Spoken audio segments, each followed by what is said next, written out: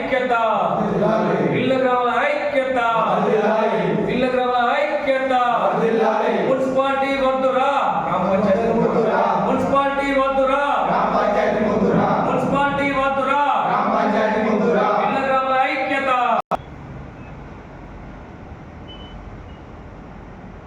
నమస్కారం. మరి గత కొన్ని సంవత్సరాల నుంచి మరి ఎవరైతే స్థానిక ఎమ్మెల్యే మంత్రి కేటీ రామారావు గారు మరి అప్పుడు మాజీ మంత్రిగా వారు కొనసాగడం జరిగింది. మరి ప్రజల అభిప్రాయం పూర్తిగా సేకరించకుండా మాకు వద్దు మొర్రం అంటే కూడా మరి బలవంతంగా 7 విలీన గ్రామాలను మున్సిపాలిటీలో విలీనం చేయడం జరిగింది. తర్వాత అనేక రకాలుగా ఉద్యమాలు చేయడం జరిగింది. ఇక్కడ ఉన్నటువంటి 7 గ్రామాల ప్రజలు ఇబ్బంది పడుతూ ఉన్నారు. దయచేసి మీరు మళ్ళీ వెంటనే గ్రామ పంచాయతీగా ఏర్పాటు చేయని చెప్పి మీ అనేక సార్లు వారిని కలిసే ప్రయత్నం చేస్తే కూడా మమ్మల్ని పట్టించుకున్నటువంటి నాదులు లేడు ఆ రోజులలో. తర్వాత మరి మొన్న జరిగినటువంటి ఎలక్షన్లో మరి కేకే మహేందర్ రెడ్డి గారు ఎవరైతే స్థానికంగా ఇక్కడ కాంగ్రెస్ పార్టీ తరఫున ఎమ్మెల్యేగా పోటీ చేసినారో మరి కేకే మహేందర్ రెడ్డి అని మేము అడుగుతూ ఉన్నాం. అన్నా, మీరు ఆ రోజు ప్రజలకు మేము ఖచ్చితంగా మేము రాష్ట్రంలో ప్రభుత్వం ఏర్పడిన తర్వాత గ్రామ పంచాయతీలుగా ఏర్పాటు చేస్తారని మాట ఇచ్చారు కదా, మరి మీరు ఎందుకు దాన్ని ఇప్పుడు బయటకు తీయడం లేదని చెప్పి మేము అడుగుతూ ఉన్నాం. అనేక రకాలుగా పేద ప్రజలు ఎన్నో రకాలుగా ఇబ్బంది పడుతూ ఉన్నారు. మీరు ఒక్కసారి వచ్చి విలీన గ్రామాలలో చూడండి, మరి రెక్కాడత కానీ డొక్కాడని పరిస్థితి మనకు అక్కడ విలీన గ్రామాల్లో పేద ప్రజల బ్రతుకులు మనకు కనబడుతూ ఉన్నాయి.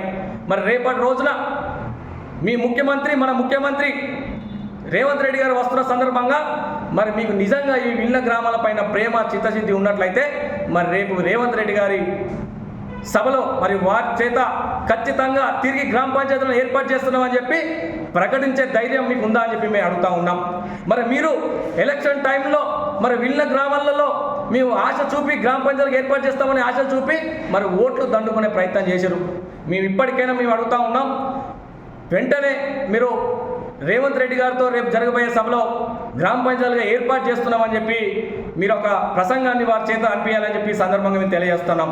అదేవిధంగా మా భారతీయ జనతా పార్టీ సిరిసిల్ల ఎమ్మెల్యే అభ్యర్థి అయినటువంటి రాణి రుద్రమాదేవి గారు కూడా మరి వారు చెప్పారు, భారతీయ జనతా పార్టీ మాట అంటే మాటే.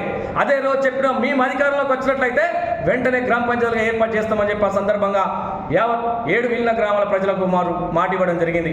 మీరు వెంటనే రేపటి రోజున జరిగే సభలో మరి రేవంత్ రెడ్డి గారితో మీరు ఆ ప్రసంగంలో గ్రామ పంచాయతీలుగా ఏర్పాటు చేస్తున్నామని చెప్పి తెలియజేయగలరని చెప్పి భారతీయ జనతా పార్టీ తరఫున 7 విలీన గ్రామాల ప్రజల తరఫున మిమ్మల్ని భారతీయ జనతా పార్టీ తరఫున డిమాండ్ చేస్తూ ఉన్నాం. భారత్ మాతా కీ జై.